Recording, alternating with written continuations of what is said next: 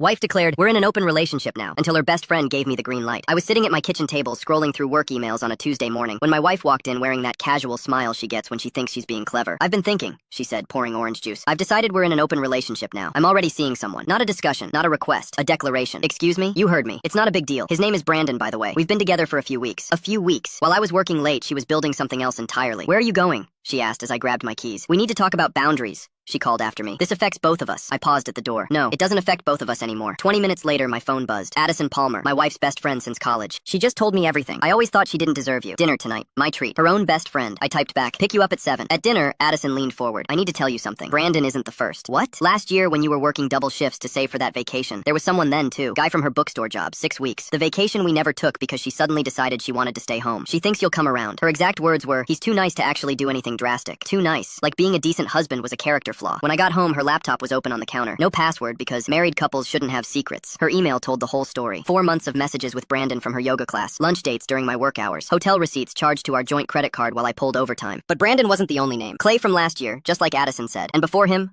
Lucas. 3 years, 3 separate affairs, all funded by money I'd earned. I screenshot everything. Around midnight, she came home. I was reading like nothing had happened. "You're still awake?" Couldn't sleep. She sat across from me. "Look, maybe I could have handled this morning better, but we're communicating now. How long have you been seeing Brandon?" "I told you, a few weeks." "And Clay, and Lucas." The color drained from her face. "You went through my personal messages. You left your laptop open. No password, remember?" "Okay, yes, there have been others. But that's why I wanted this conversation. No more hiding. The joint credit card charges? The hotel bills I've been paying for?" Wednesday morning, I sat in a divorce attorney's office. "Joint credit card fraud, documented infidelity," he said, reviewing my evidence. "This is cleaner than most cases. Papers drawn up by Friday. Service next week." That evening, she came home with Chinese takeout. "I thought we could talk. I spoke with a lawyer today. Filed for divorce. You'll be served Monday. I also transferred my half of our savings." She stared like I'd announced I was moving to Mars. "I called the credit card company about those hotel charges. When you dispute fraudulent transactions with documentation, they're very helpful. Those weren't fraudulent. We're married. Using marital funds for affairs is considered misuse in divorce proceedings." Sunday, Brandon appeared on my doorstep. "We need to talk. She told me you were separated, that you'd agreed to take a break. Did she mention we're still married and living in the same house?" His face fell. "How much do you know about Clay or Lucas?" "Who?" "Her previous affairs. Did she tell you about those?" "She said you were controlling." "I paid for months of hotel bills,